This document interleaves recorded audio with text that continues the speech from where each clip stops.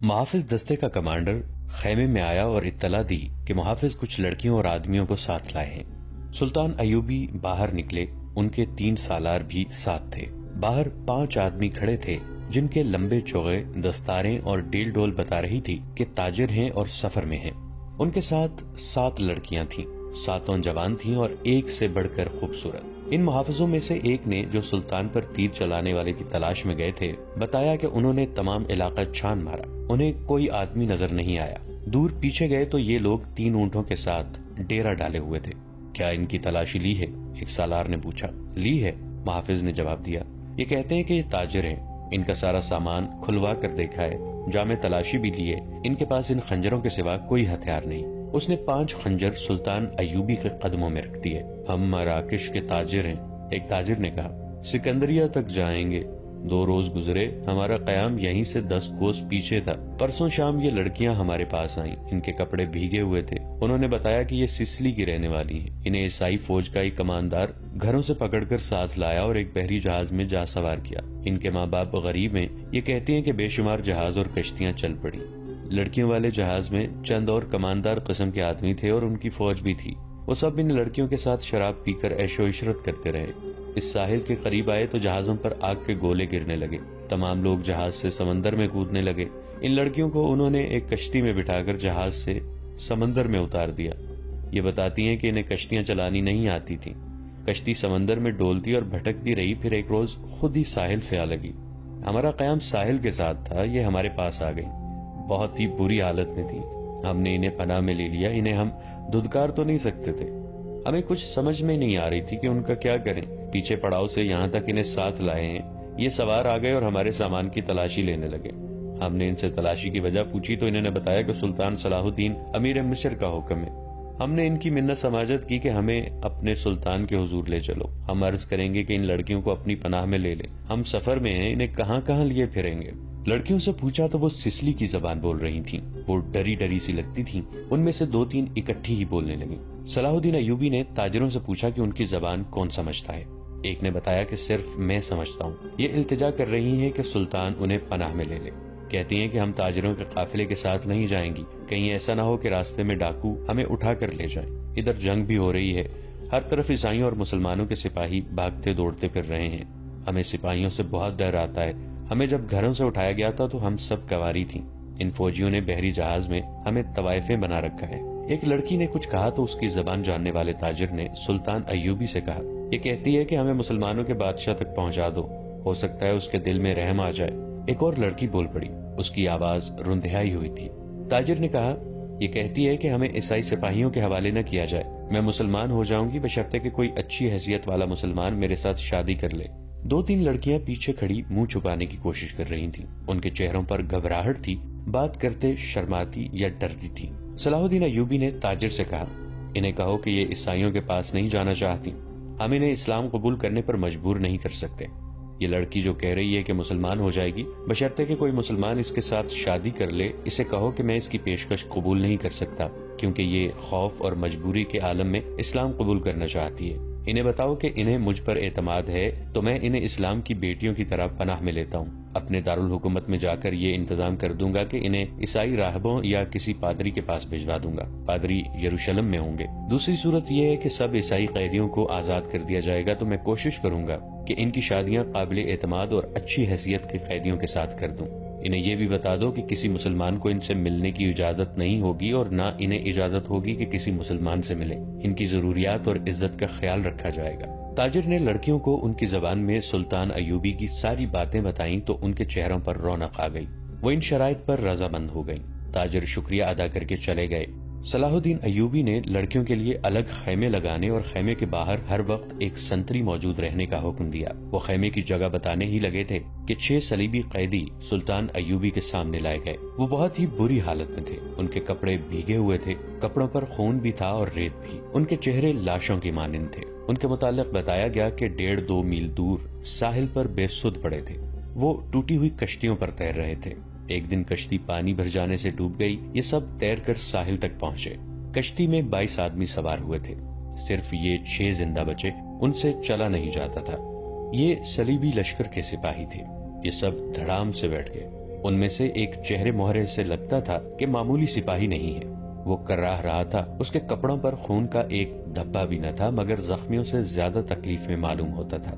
اس نے 7 لڑکیوں کو غور سے دیکھا اور پھر کراہنے لگا. یہ سلطان ایوبی کا حکم تھا کہ ہر ایک قیدی اسے دکھایا جائے. چونکہ قیدی ابھی تک سمندر سے بچ کر نکل ہی رہے تھے اس لیے ہر ایک قیدی سلطان ایوبی کے سامنے لایا جاتا تھا.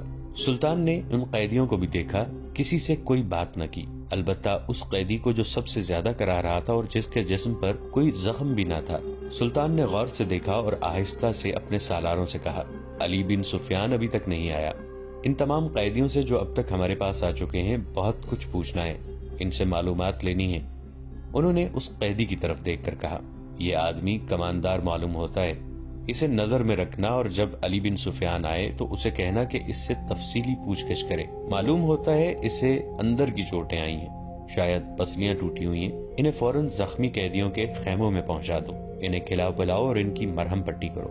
قیدیوں کو اس طرف لے جایا گیا جہاں صرف زخمی قیدیوں کے خیمے تھے. لڑکیاں انہیں جاتا دیکھتی رہیں, پھر ان لڑکیوں کو بھی لے گئے.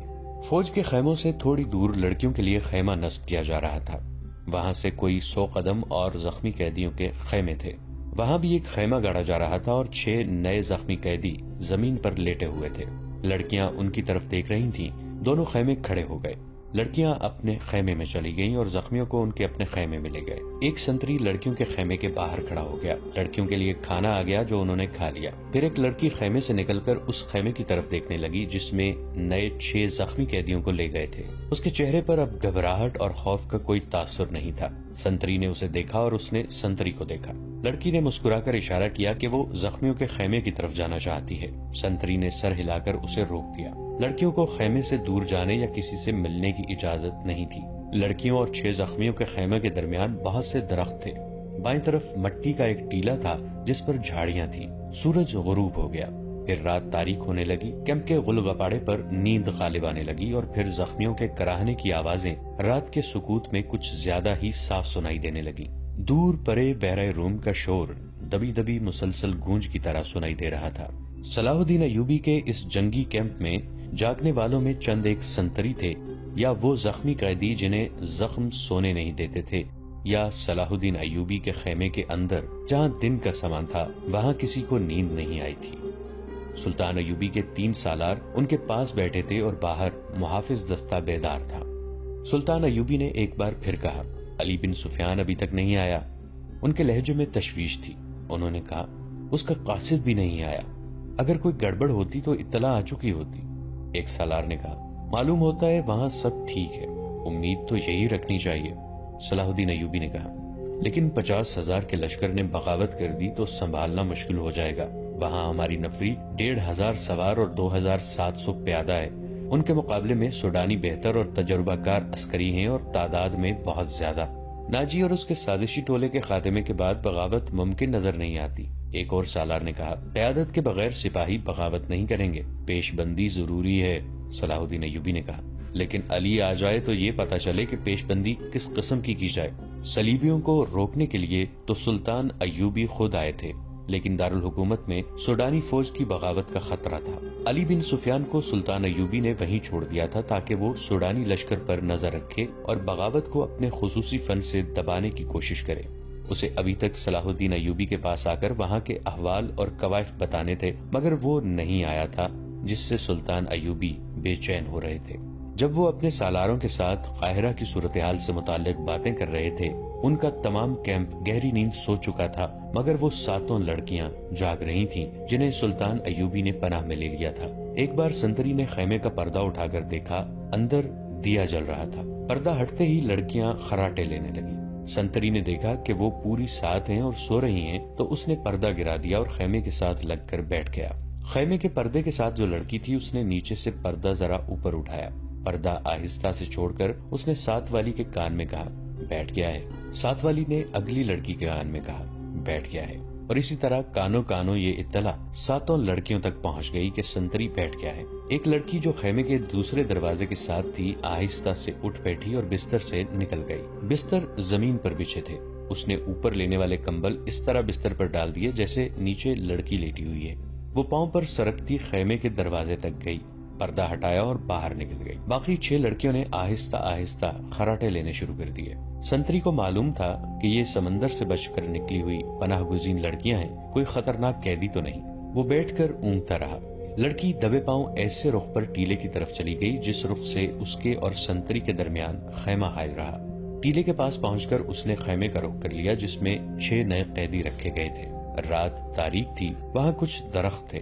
سنتری اب ادھر دیکھتا بھی تو اسے لڑکی نظر نہ آتی۔ لڑکی بیٹھ گئی اور پاؤں پر سرک سرک کر آگے بڑھنے لگی۔ آگے ریت کی ڈھیریاں سی تھیں، وہ ان کی اوٹ میں سرکتی ہوئی خیمے کے قریب پہنچی، مگر وہاں ایک سنتری ٹہل رہا تھا۔ لڑکی ایک ڈھیری کے پاس لیٹ گئی۔ سنتری اسے سیاہ سائے کی طرح نظر آ رہا تھا۔ اب وہ 2 سنتریوں کے درمیان تھی، ایک اس کے اپنے خیمے کا اور دوسرا زخمیوں کے خیمے کا۔ ڈر یہ تھا کہ زخمیوں کا سنتری اس طرف آ گیا تو وہ پکڑی جائے گی۔ بہت دیر انتظار کے بعد سنتری دوسرے زخمیوں کی طرف چلا گیا۔ لڑکی ہاتھوں اور گھٹنوں کے بل چلتی خیمے تک پہنچ گئی اور پردہ اٹھا کر اندر چلی گئی۔ اندر اندھیرا تھا۔ 2-3 زخمی آہستہ آہستہ کراہ رہے تھے۔ شاید ان میں سے کسی نے خیمے کا پردہ اٹھتا دیکھ لیا تھا۔ اس نے نحیف آواز میں پوچھا، کون ہے؟ لڑکی نے منہ سے شش کی لمبی آواز نکالی اور سرگوشی میں پوچھا، رابن کہاں ہے؟ اسے جواب ملا، ادھر سے تیسرا۔ لڑکی نے تیسرے آدمی کے پاؤں ہلائے تو آواز آئی، کون ہے؟ لڑکی نے جواب دیا، موبی۔ رابن اٹھ بیٹھا، ہاتھ لمبا کر کے لڑکی کو بازو سے پکڑا اور اسے اپنے بستر میں گھسیٹ لیا۔ اسے اپنے پاس بٹھایا اور کمبل ڈال دیا۔ سنتری نہ آئے، میرے ساتھ لگی رہو۔ اس نے لڑکی کو اپنے ساتھ لگا لیا اور کہا، میں اس اتفاق پر حیران ہو رہا ہوں کہ ہماری ملاقات ہو گئی ہے۔ یہ ایک معجزہ ہے جس سے ظاہر ہوتا ہے کہ خدا یسوع مسیح کو ہماری کامیابی منظور ہے۔ ہم نے بہت بری شکست کھائی ہے لیکن یہ سب دھوکہ تھا۔ یہ وہی زخمی قیدی تھا جو دوسرے سے الگ تھلگ اور چہرے مہرے اور جسم جثے سے معمولی سپاہی نہیں بلکہ اعلیٰ رتبے کا لگتا تھا۔ صلاح الدین ایوبی نے بھی کہا تھا کہ یہ کوئی معمولی سپاہی نہیں، اس پر نظر رکھنا۔ علی بن سفیان اس سے تفتیش اور تحقیقات کرے گا۔ تم کتنے کچھ زخمی ہو؟ لڑکی نے اس سے پوچھا، کوئی ہڈی تو نہیں ٹوٹی؟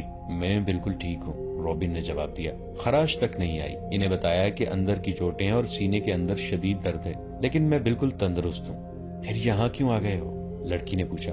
میں نے بہت کوشش کی کہ مصر میں داخل ہو جاؤں اور سوڈانی لشکر تک پہنچ سکوں، لیکن ہر طرف اسلامی فوج پھیلی ہوئی ہے، کوئی راستہ نہیں ملا۔ ان 5 زخمیوں کو اکٹھا کیا، ان کے ساتھ زخمی بن کر یہاں آ گیا۔ اب فرار کی کوشش کروں گا جو ابھی ممکن نظر نہیں آتی۔ اس نے ذرا غصے سے کہا، مجھے 2 سوالوں کا جواب دو۔ ایوبی کو میں نے زندہ دیکھا ہے، کیوں؟ کیا تیر ختم ہو گئے تھے یا وہ حرام خور بزدل ہو گئے ہیں؟ اور دوسرا سوال یہ کہ تم 7 کی 7 لڑکیاں مسلمانوں کی قید میں کیوں آ گئیں؟ کیا وہ 5 مر گئے ہیں یا بھاگ گئے ہیں؟ وہ زندہ ہیں رابن، موبی نے کہا۔ تم کہتے ہو خدا یسوع مسیح کو ہماری کامیابی منظور ہے، لیکن میں یہ کہتی ہوں کہ ہمارا خدا ہمیں کسی گناہ کی سزا دے رہا ہے۔ صلاح الدین اس لیے زندہ ہے کہ تیر اس کے پاؤں کے درمیان ریت میں لگا تھا۔ کیا تیر کسی لڑکی نے چلایا تھا؟ رابن نے پوچھا۔ کرسٹوفر کہاں تھا؟ اسی نے چلایا تھا، مگر کرسٹوفر کا تیر خطا گیا؟ رابن نے حیرت سے تڑپ کر پوچھا۔ وہ کرسٹوفر جس کی تیر اندازی نے شاہ آگسٹس کو حیران کر دیا، اس کی ذاتی تلوار انعام میں لی تھی، یہاں آ کر اس کا نشانہ اتنا چوک گیا کہ 6 فٹ لمبا اور 3 فٹ چوڑا صلاح الدین اس کے تیر سے بچ گیا۔ بدبخت کے ہاتھ ڈر سے کانپ گئے ہوں گے، فاصلہ زیادہ تھا، موبی نے کہا۔ اور کرسٹوفر کہتا تھا کہ تیر کمان سے نکلنے ہی لگا تھا کہ کھلی ہوئی آنکھ میں مچھر پڑ گیا، اسی حالت میں اس کا تیر نکل گیا۔ پھر کیا ہوا؟ جو ہونا چاہیے تھا، موبی نے کہا۔ صلاح الدین ساحل پر گیا تو اس کے ساتھ 3 کمانڈر تھے اور 4 محافظوں کا دستہ تھا۔ وہ ہر طرف پھیل گئے۔ یہ تو ہماری خوش قسمتی تھی کہ علاقہ چٹانی تھا۔ کرسٹوفر بچ کے نکل آیا اور پھر ہمیں اتنا وقت مل گیا کہ ترکش اور کمان ریت میں دبا کر اوپر اونٹ بٹھا دیا۔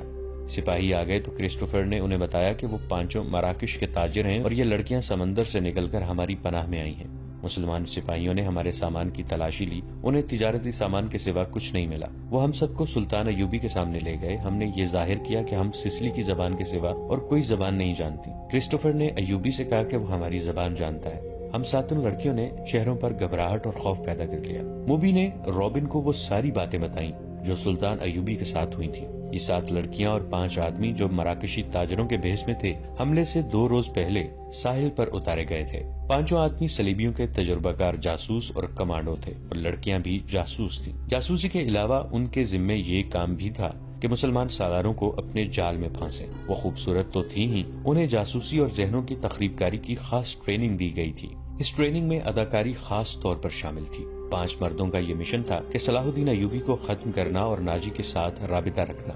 یہ لڑکیاں مصر کی زبان روانی سے بول سکتی تھیں، لیکن انہوں نے ظاہر نہیں ہونے دیا۔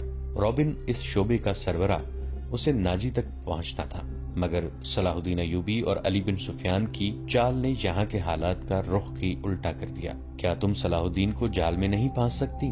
رابن نے پوچھا۔ ابھی تو یہاں پہلی رات ہے، موبی نے کہا۔ اس نے ہمارے متعلق جو فیصلہ دیا ہے، اگر وہ سچے دل سے دیا ہے تو اس کا مطلب یہ ہے کہ وہ مرد نہیں پتھر ہے۔ اگر اسے ہمارے ساتھ کوئی دلچسپی ہوتی تو کسی ایک لڑکی کو اپنے خیمے میں بلا لیتا۔ اسے قتل کرنا بھی آسان نہیں۔ وہ ایک ہی بار ساحل پر آیا تھا مگر تیر خطا گیا۔ وہ سالاروں اور محافظوں کے نرغے میں رہتا ہے۔ ادھر ایک سنتری ہمارے سر پر کھڑا ہے اور محافظوں کے پورے دستے نے صلاح الدین کے خیمے کو گھیر رکھا ہے۔ وہ پانچوں کہاں ہیں؟ رابن نے پوچھا۔ تھوڑی دور ہے، موبی نے جواب دیا۔ وہ ابھی یہی رہیں گی۔ سنو موبی، رابن نے کہا، اس شکست نے مجھے پاگل کر دیا ہے۔ میرے ضمیر پر اتنا بوجھ آ پڑا ہے جیسے اس شکست کی ذمہ داری مجھ پر عائد ہوتی ہے۔ صلیب پر ہاتھ رکھ کر حلف تو سب سے لیا گیا ہے، لیکن ایک سپاہی کے حلف میں اور میرے حلف میں زمین اور آسمان جتنا فرق ہے۔ میرے رتبے کو سامنے رکھو، میرے فرائض کو دیکھو۔ آدھی جنگ مجھے زمین کے نیچے سے اور پیٹھ کے پیچھے سے وار کر کے جیتنی تھی، مگر میں اور تم 7 اور وہ 5 اپنا فرض ادا نہیں کر سکے۔ مجھ سے یہ صلیب جواب مانگ رہی ہے۔ اس نے گلے میں ڈالی ہوئی صلیب ہاتھ میں لے کر کہا، میں اسے اپنے سینے سے جدا نہیں کر سکتا۔ اس نے موبی کے سینے پر ہاتھ پھیر کر اس کی صلیب ہاتھ میں لے لی اور کہا، تم اپنے ماں باپ کو دھوکہ دے سکتی ہو، اس صلیب سے آنکھیں نہیں چرا سکتی۔ اس نے جو فرض تمہیں سونپا ہے وہ پورا کرو۔ خدا نے جو تمہیں حسن دیا ہے وہ چٹانوں کو پھاڑ کر تمہیں راستہ دے دے گا۔ میں تمہیں پھر کہتا ہوں کہ ہماری اچانک اور غیر متوقع ملاقات اس بات کا ثبوت ہے کہ ہم کامیاب ہوں گے۔ ناظرین، آج کی قسط میں اتنا ہی۔ ہماری نئی ویڈیوز سے باخبر رہنے کے لیے ہمارے اس چینل کو سبسکرائب کر کے نیچے موجود بیل آئیکن کو ضرور پریس کیجیے گا۔ آپ سے ملاقات ہوگی نئی ویڈیو کے ساتھ، تب تک کے لیے ہمارا اور آپ کا اللہ نگہبان۔